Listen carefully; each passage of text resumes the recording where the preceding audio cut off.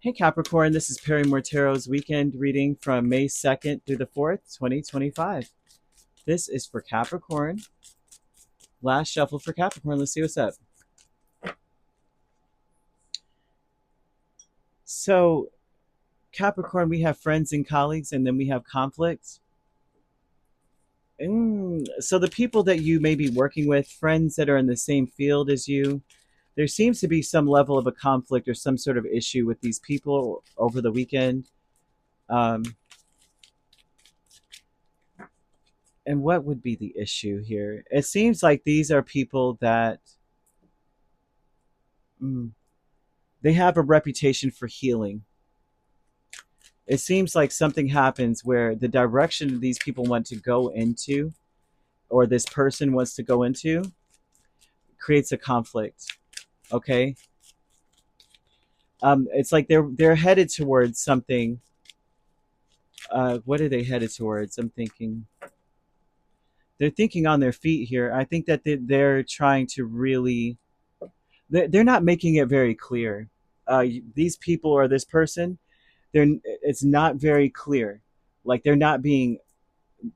They seem to be gatekeeping. This is like a gatekeeping energy, right? Where only if you need to know will I be telling you anything. They seem to be on a. It almost looks like they don't think you'd understand. I have to be honest. It almost seems like to explain it to you would be, if I tell you I have to take you out type of thing. Or that's one aspect of it. And then the other aspect of it is um, only if you need to know do I feel like explaining it. Okay, they may be defensive about their ideas or where they're headed. The conflict is Nine of Pentacles and Chariot. They may be trying to do things on their own, and that may be an issue.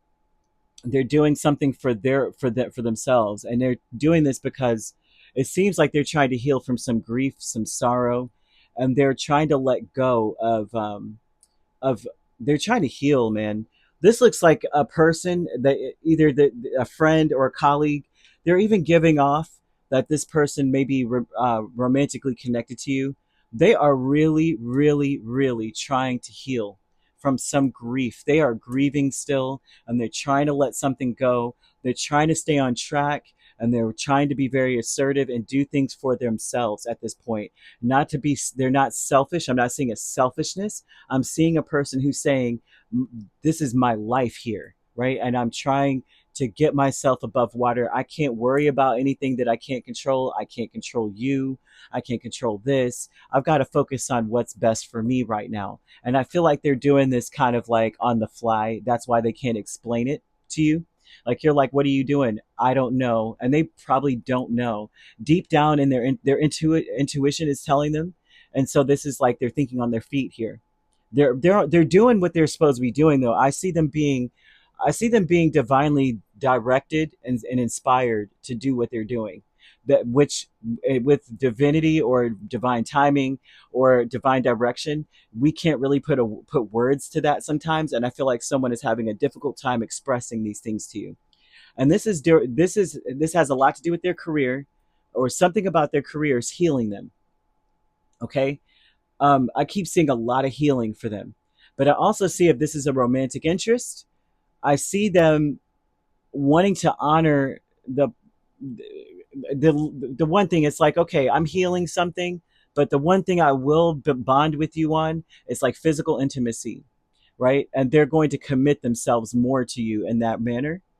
Like, you know what, physically we're gonna, the intimacy is gonna be there, but when it comes to me trying to heal myself and let go of something, and whatever they're letting go of is a feeling of not being loved. They may have been going through a phase in their space where they're saying, I'm not surrounded by love at all, even though they're surrounded by you. Or if this is like friends and colleagues, they have been in a situation in their own personal life where they have just not been surrounded. Like they feel like they may have been surrounded by very selfish energies. Even if this is someone connected to you, they may have felt in some ways at certain points perhaps you were selfish.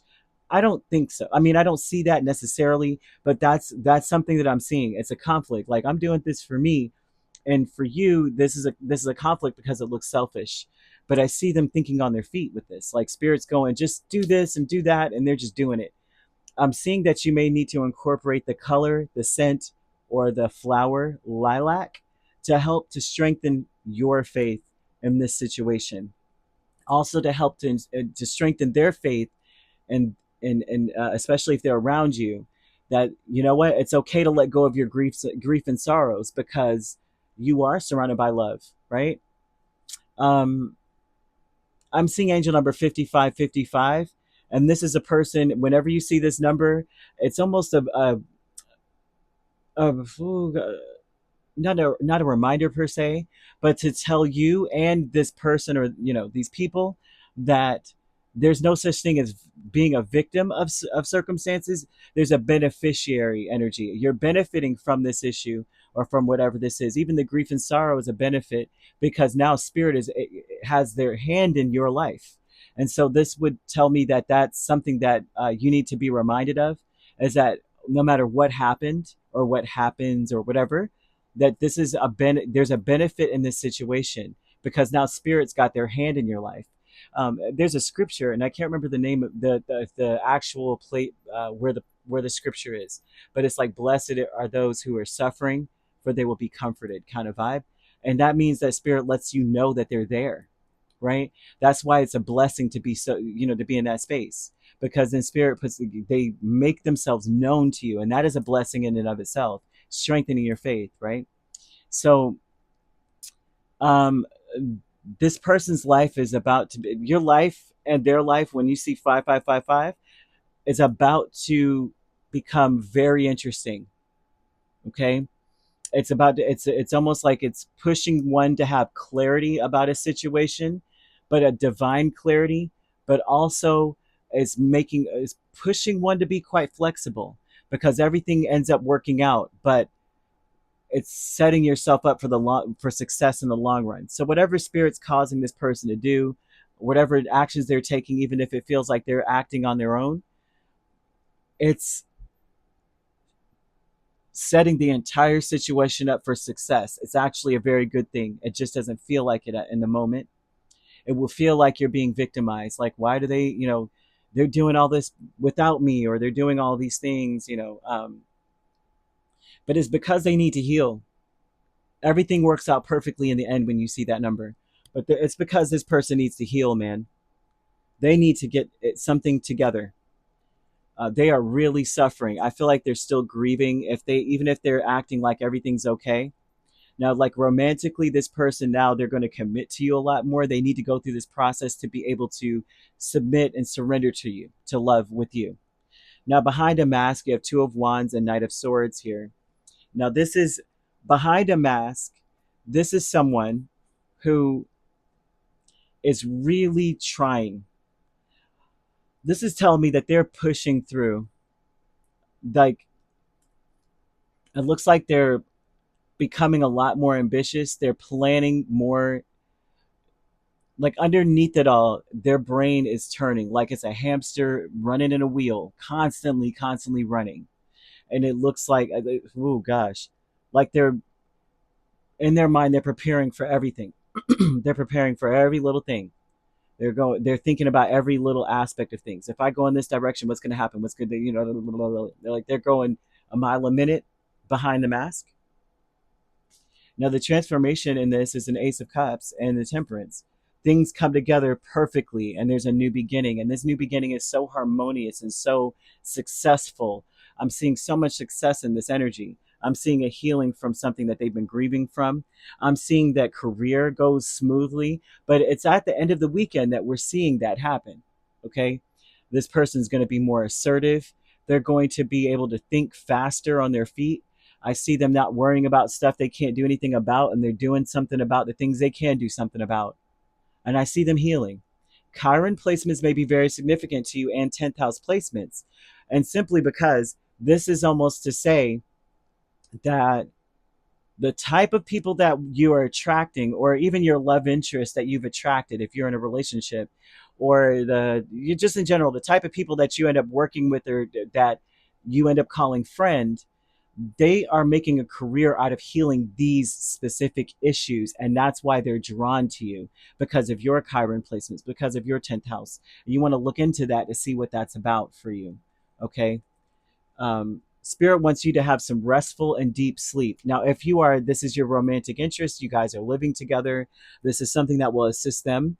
So you would want to take a pink satin pillow. You can make this, right? Get some pink satin out of a store. You can go to Walmart and get a little piece of it. And I mean, it's about the size of this card. Not the pillow, like get a good piece and then make a pillow out of it, right? And you would want to stuff it really well with rose petals, bergamot, eucalyptus, and thyme. And you want to sew it with purple thread. Before you do the final stitch of this pillow, we say something like, I call upon the powers of the night to watch over me or us, to hear our heart's desires and bring me what my soul requires, or to hear our heart's desires and bring us what our souls require. Blessings to one and all, kind of thing, right? With harm to none. And then when you knot the final stitch, you got to do it 3 times. And then you put this pillow inside your pillowcase and kiss the pillow and go to sleep. This is for restful and deep sleep. And this is about, I mean, for one, to ensure good health, right? For one. And for two, really, for good health. It seems like someone needs to heal in a major way. Grief can affect the body in ways that we can't even describe. Um, there was something that I cannot remember. For some reason, I always have, spirit always shows me something that I'm like, what is that? What does that mean? Um, or a flower or something here. So like grief weakens the lungs, is what spirit's saying. Anger weakens the liver, worry weakens the stomach, stress weakens the heart and brain, and fear weakens the kidneys. And so this is important, okay? Because if someone around you or even you are going through grief and sorrow, these things could really, it encompasses so many things. Grief causes one to be angry sometimes, worry to death, and stress and to fear things. So this is very important. You know what I mean? So either way, you could be dealing with an Aquarius, a Pisces, a Cancer, yeah, Sagittarius even. Now we also have. You also could be dealing with a Gemini, Aquarius, or a Libra, right? So let's see. You could be a Capricorn, Aquarius cusp. You could be a Sagittarius, Capricorn cusp here as well.